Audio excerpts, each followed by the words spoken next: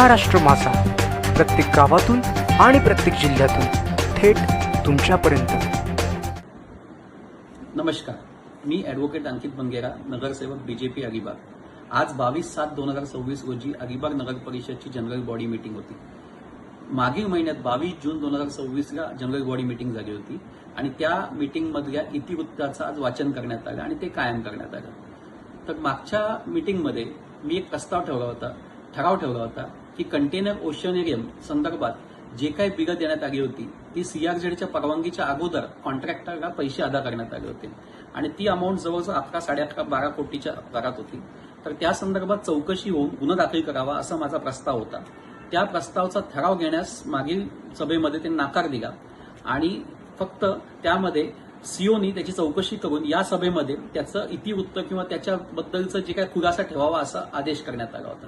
त्याप्रमाणे आज मी त्या खुलाशाची मागणी केली, परंतु सीओना त्या खुलासा देता आला नाही।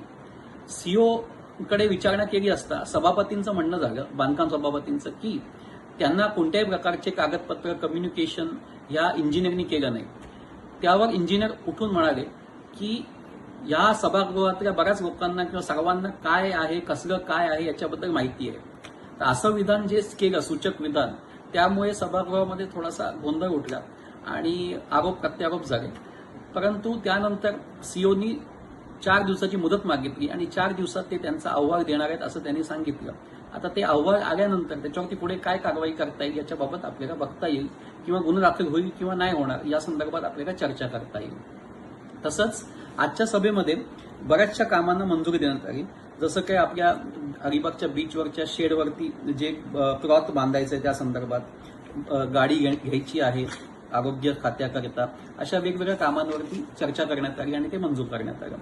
महत्वाचा मुद्दा होता तो कंटेनर ओशनियरियमच्याच गुन्हा दाखल करण्याबाबतचा। तर त्या संदर्भात आज देखील कोणत्याही प्रकारची कारवाई करण्यात आली नाही किंवा कोणत्याही प्रकारचं डिसिजन घेण्यात आलं नाही आणि 4 दिवसानंतर सीओनी त्यांचा लेखी अहवाल दिला।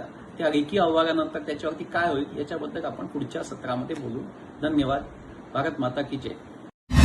महाराष्ट्र माझाला सबस्क्राईब करा आणि बाजूचा बेल आयकॉन प्रेस करून मिळवा आपल्या परिसरातील ठळक आणि ताज्या घडामोडी।